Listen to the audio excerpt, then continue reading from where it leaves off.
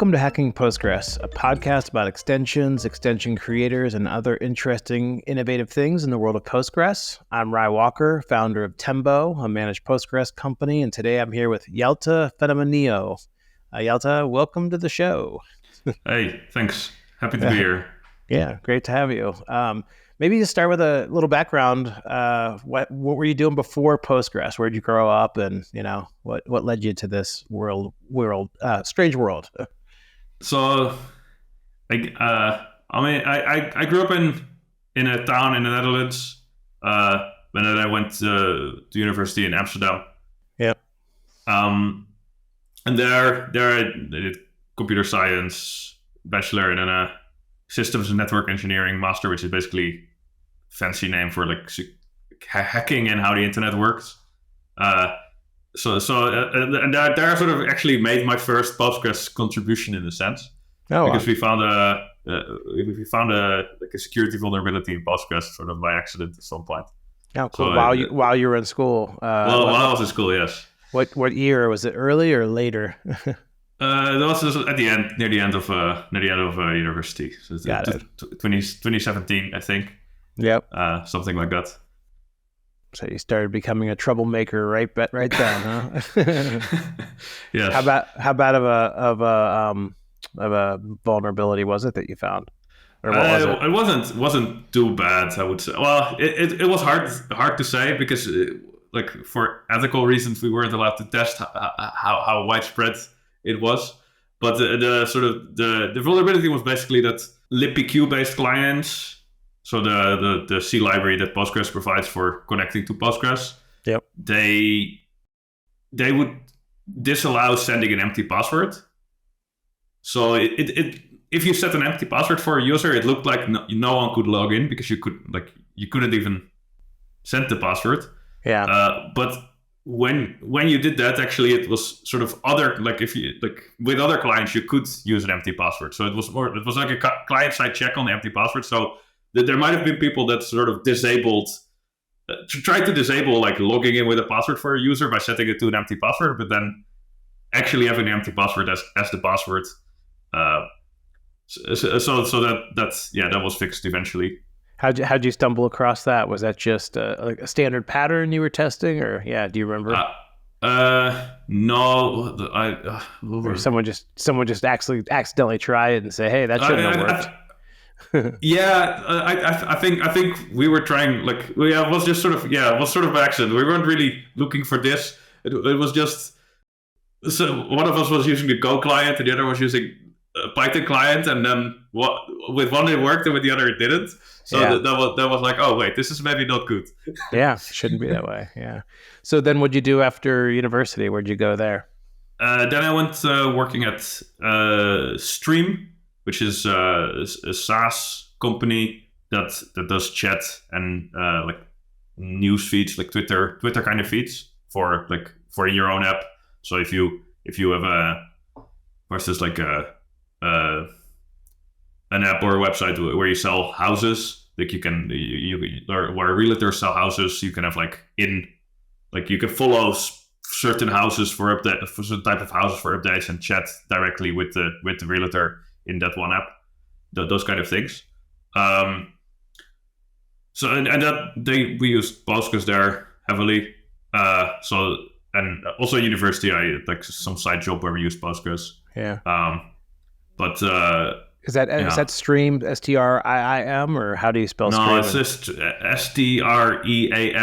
Okay, standard. .io. It's Stream.io. Got it. And then the URL is getstream.io because Stream.io was already taken. So yeah.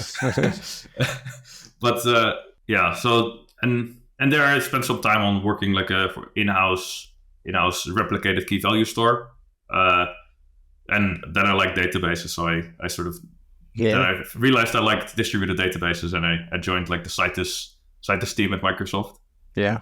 And there I'm working on distributed Postgres basically. Got it. And are you still working on that today? That's your current? Or? Yeah, so I mean, I'm doing lots of different things. I would say that's kind of my thing. So I am doing Citus. I'm also doing PgBouncer. I'm doing all kinds of random Postgres patches sometimes. I'm doing lots of different things, but all sort of related to Postgres at the moment. Nice. What's your favorite project like that you're working on right now? Would you say it's still back to that streaming stuff, or is it, or do you, I'm kind of curious, like what's the, if you could work on anything this afternoon, what would it be? What would it be?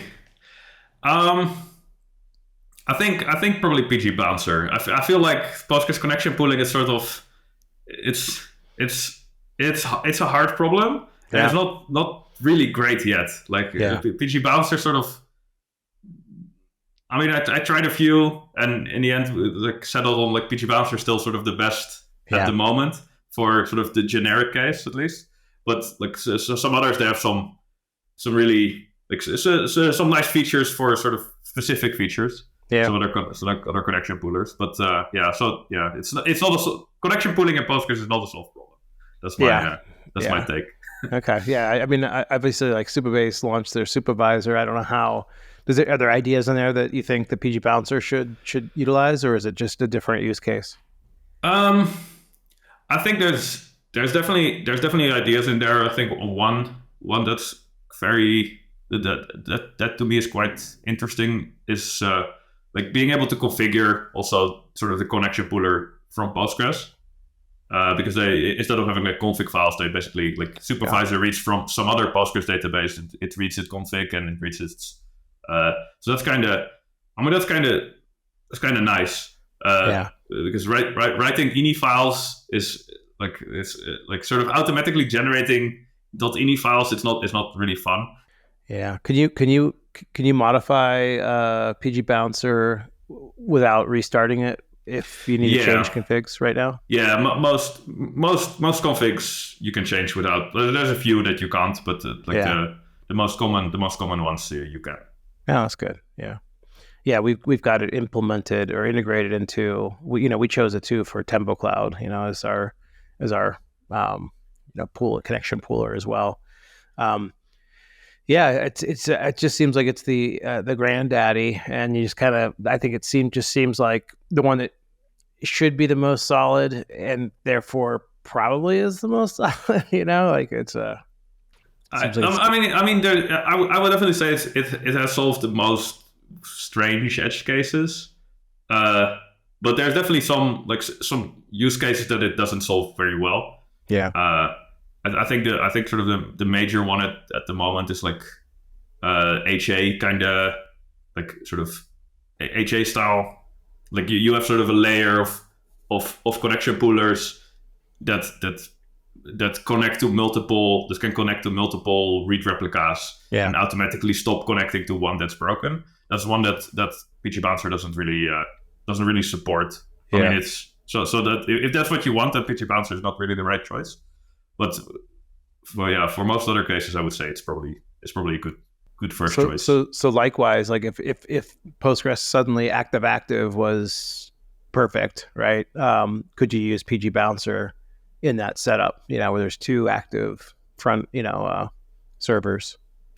Yeah, so that's definitely very interesting, sort of to me as well, because with Citus, it's not active, but it's it's not active in sort of the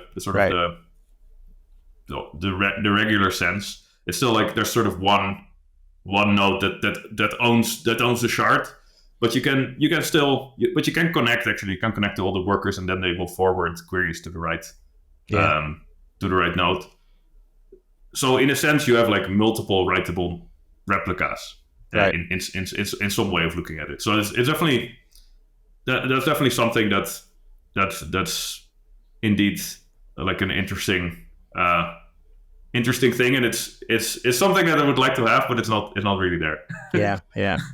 Yeah, I keep saying, like, if I have a Postgres that, let's say, has 8 gigs, 8 CPUs, whatever, I would much prefer it to be a pair of 4s, that are load balanced effectively. And if one goes down, you don't have to go through like the oh shit. Obviously have them be a little bit over provisioned so that one of them could take, at least a good part. Maybe it takes the entire load, but is a little sluggish. And then, while the other node kind of gets rehabbed. It just seems like way more exciting to me to be using the compute that I'm paying for to make everything faster, versus, and I guess Citus kind of does that, right? But you have to be at a certain scale, for that to make sense. Yeah, for sure. It's,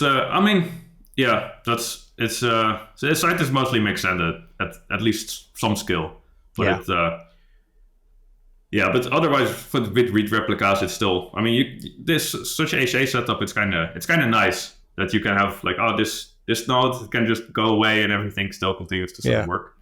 How low can Citus scale? Like, in my scenario of, just like let's say it's an 8 CPU sort of setup, that's way too small, right? Like, it will work. It's just that it would be faster if you just install Postgres. I guess that's sort of the, like, usually it's with these kind of scalable solutions. It's like, they are more scalable, but you lose some performance ahead, basically. Like it really depends on the kind of workload you're running. But it's not. I would say it's not uncommon to sort of have like maybe like half the performance sort of at the start, just because there's network latency, and if it's all on one node, you don't have the network latency, but then there's like still. Citus has overhead to be able to do this distributed planning. It adds more tables, so there's more. There's all kinds of just extra code that needs to be run. If you're not using it to scale out, then it's not. You only have overhead basically. Right. Yeah, that's right. That's a good point. You want to have it's there for the scale out. Yeah.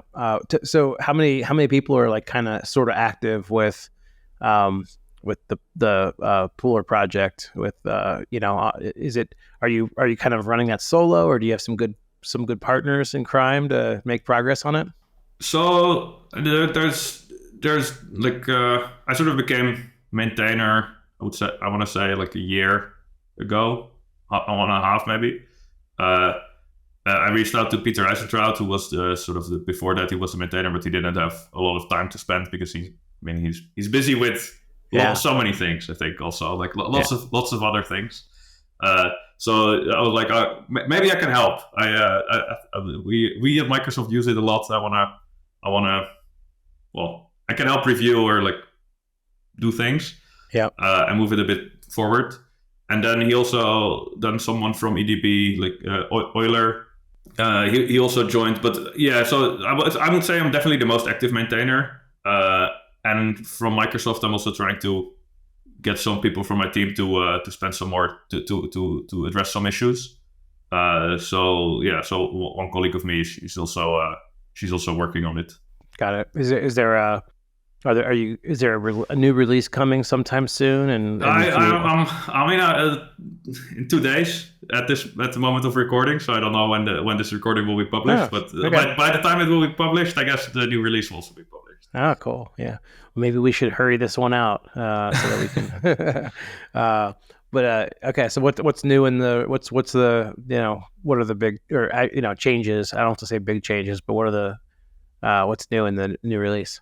So I think this release is fairly small. It's mostly the last release was really big, so it's sort of to cancel that out a bit. The last release finally added prepare statement support in transaction pooling mode, which is I think it's like the most requested feature for PgBouncer. I don't know, forever basically. It's I don't know, it's on the wish list for 20 years, or I don't know how this project is, but it's So I was happily surprised that it worked so well, because I haven't really received much. Like I only received one sort of bug report. And that was from the Prisma client. It's a JavaScript or TypeScript client for Postgres, and they sort of implement their own. They implement their own. They don't use libpq, so they implemented it their own way, just like many others. But I tested a lot of others, but the Prisma client I didn't test. And there was some they used deallocate all, and that wasn't supported. But then someone from the Neon team that also contributed a lot to the prepare statement patch itself. He sort of he provided a fix, and so it took a while. I was on honeymoon, so and then there was the holidays, and then the Windows build was broken because OpenSSL 3.2 came out and it broke everything. So it took a bit longer to package this sort of somewhat small release than I wanted, but so I'm planning to sort of release it this Wednesday, basically, and then and then at least Prisma client will also work, and then for the next release, there's a lot of big things sort of on my list to try and get it. Yeah. What's the? Just give me one from the future list that you might try. Replication connections, making that work because like it's being able to do logical replication through PgBouncer. That's one big one. There's rolling restarts that sort of work a bit better. Got it. Yeah, I always wondered like if it was like a standby, if you're just replicating to a standby, it probably doesn't have like lots of active connections that need a pooler necessarily. Is that... That's very true. So it's not so much for physical replication in this case. It's more for logical replication for things like the Debezium, like CDC type things where you change data capture that people want to connect to Postgres and then get the logical replication stream. Yeah. And before you would have to, basically you would need a separate endpoint. You would need like a direct Postgres endpoint and connect to that instead of going through PgBouncer. And that's one. In these managed services, sometimes it's nice to only provide like a PgBouncer endpoint. Yeah. Or like at least give people only one endpoint and then that they can't mess stuff up. Yeah. So we're trying to make it a bit more. We're trying to make PgBouncer a bit more like a fully transparent proxy. Okay. Yeah. So that you can maybe just get to a single. Yeah. Is that? Yeah. At the moment we're not there yet, but it's it's one of those things that could provide some some fun things. Yeah. No, I understand. I understand now why you'd want to do it is just to eliminate the confusion of. Well, and again, I'm sure sometimes people mean to be connected to the PgBouncer, but they're not, and they just don't realize it. It's hard. Yeah. So some old application maybe is still hitting the original URL. So yeah, that's cool. So what's are you involved in the commercial products there in any way? Or are you completely isolated from that in your role? No, it's definitely. Citus is used in like Cosmos DB for Postgres on Azure, which is basically like in a sense it's managed Citus. Yep. Managed Citus on Azure, and I work with those teams sort of regularly. Also with the other Postgres managed service offerings that we have at Azure, so I'm working on sort of our Postgres extensions team is what we call it now. So all the things around, some colleagues of mine are working on some AI extensions and work on PgVector, those kind of things. Got it. We're working on extensions and sort of tooling that can be used by the managed service. So we're definitely working with the commercial side as well. Yeah, supporting what they need. That's great. Yeah, I imagine having Citus move into Cosmo DB is probably creating a lot more usage, and I would call it almost casual usage or maybe even misusage, right? If it's like easy to use, you probably get people like just pulling it off the shelf and hitting it in weird ways, right? I would definitely say like the hardest problem with Citus is that it gives a bit too much freedom to people. Yeah. It's if you know what you're doing, it's amazing. But if you don't know what you're doing, sometimes it's a bit complex. And then people do something in a weird way, and then they're sort of stuck with this weird way. And then like a year after you get support requests, and you're like, what happened here? Yeah. Well, I guess it's making it stronger to have it be, It's the best QA tests are customers, I would say. Yeah, that's right. They can think of the weirdest things to do. Yeah. What are some things going on in the overall Postgres ecosystem that you're excited about? Maybe stuff you're not working on yourself, but just, that kind of has your eye. I think one thing that's I don't know, it's been going on for forever, I feel like, but like better like logical replication of DDL and stuff like that. The general logical replication improvements. Yeah. Because for Citus, for instance, we like to be able to move shards around, or like when you scale out and move shards to the new node. Yep. We use logical replication to do that, to have zero downtime on writes, but you will still have downtime on DDL. So that's fine for a lot of applications. But there's also these kind of ETL jobs where people just create many tables all the time, and temporary tables that are like dropped and then recreated, and so that kind of, so then you do have sort of this write downtime because your writes are actually doing create table. Yeah. And that's not supported by logical replication. So that's definitely always something sort of I keep an eye on a bit. But yeah, there's many people working on that. But yeah, like. is that one of the things that could make it into 17, or is that out beyond that? I haven't followed along so well with that. I'm at the moment I'm focusing on the patches I tried to get in myself. I think that's Yeah, it's getting to be crunch time comes soon, right? Like And I think it's the last 2 days of the last few days of this commit fest, and then there's one more for PG17, and then you're too late. So it's that's great. End of March. End of March is the deadline. Yeah.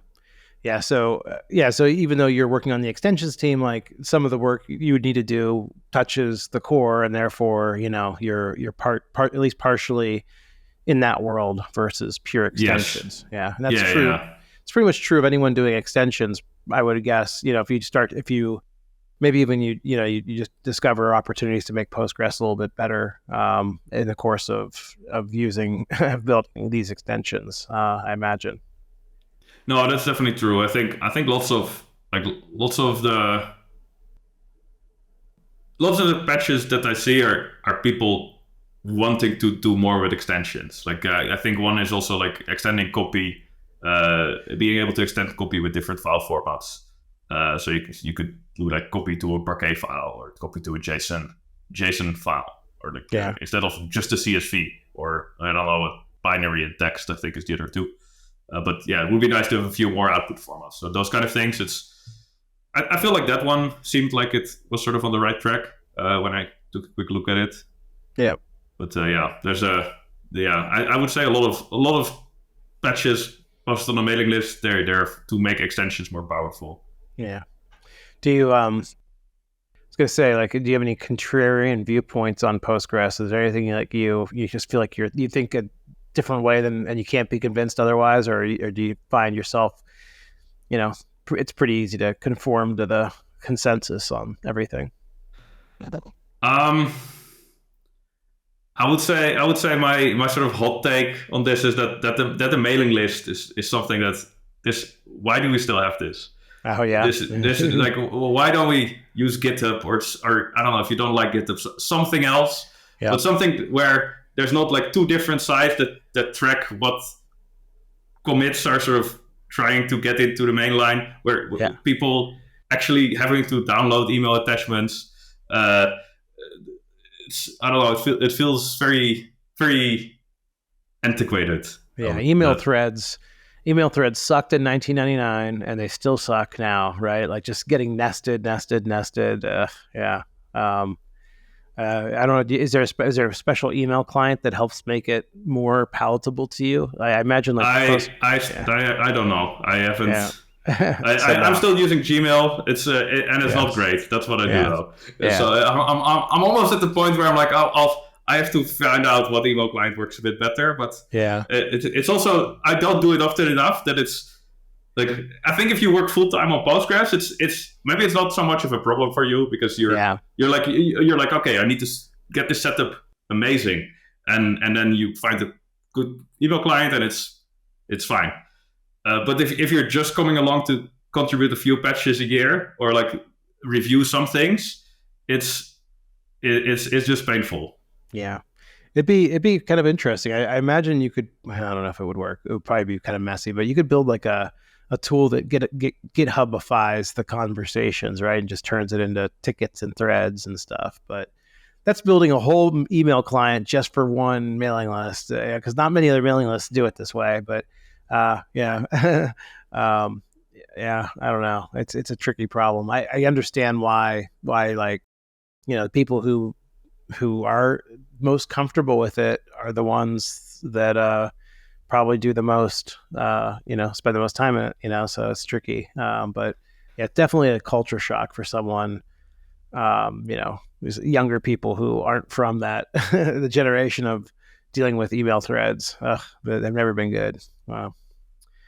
All right, so that's a good one. I don't even know if that's contrarian though. I think that's pretty much like yeah. I mean, it depends who you ask, I guess. Yeah. But no, I think that's pretty much held by everyone that joined the Postgres community after certain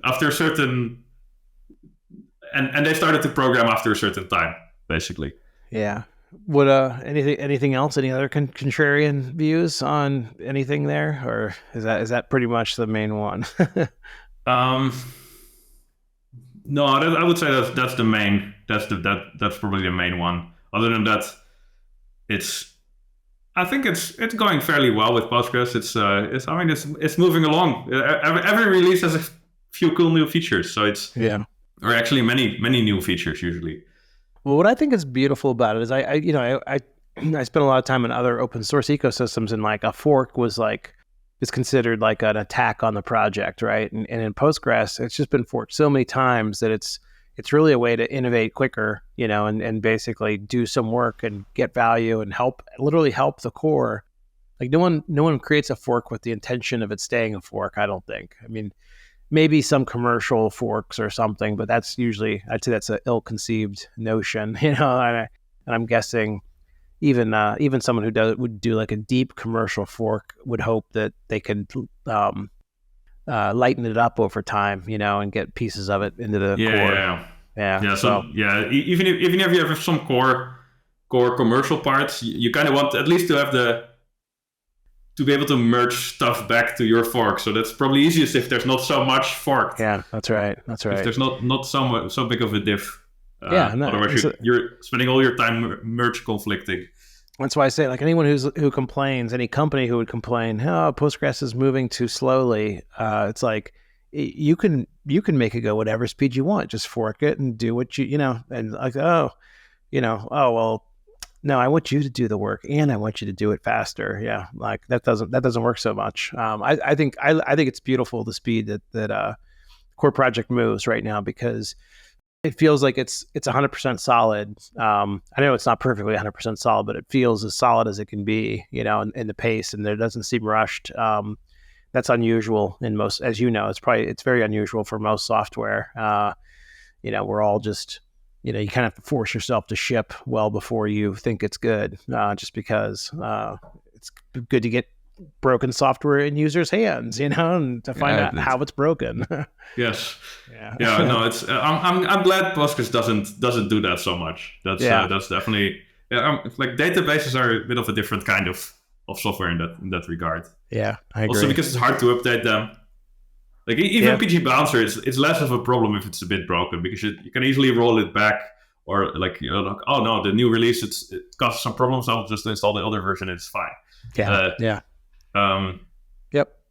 Yeah, I think I agree with you completely. Do you listen to podcasts very much? Not very often, no. Yeah, okay. I was just curious if you had any favorites, what's some of your favorite content? Do you watch TV, movies? Like I watch Netflix. I'm watching The Office. This the Office US. I didn't watch it all the way back when, but I don't know. It was recommended on Netflix, and that's very funny. It's like that's one of the shows that I think couldn't. It's politically incorrect in a lot of ways. It couldn't get made now. I don't think. Do you think? No, some of the humor didn't age well. It's like no, Yeah. no. Yeah. Get canceled real quick. But I agree. That's a great show. I have a couple of, I have a few children that are young, and I'm like, oh, like you could watch Mad Men, like you haven't, like there's so many great shows that have happened, in my lifetime that, you guys, the younger people have such a wealth of content to get through. So I don't blame you. Well, that's great. Well, it was great meeting you. I hope to, run into you some more, maybe at some conferences and, whatever. But are you online? Do you use Twitter or? Yeah, I use Twitter sometimes. Not. I'm not super active, but I post once in a while. I post something. All right. Well, we'll follow you and share your Twitter handle with this podcast. But it was great chatting with you, and looking forward to seeing the next release of PgBouncer. Thanks. Yeah, it was great chatting with you as well. All right. Thanks.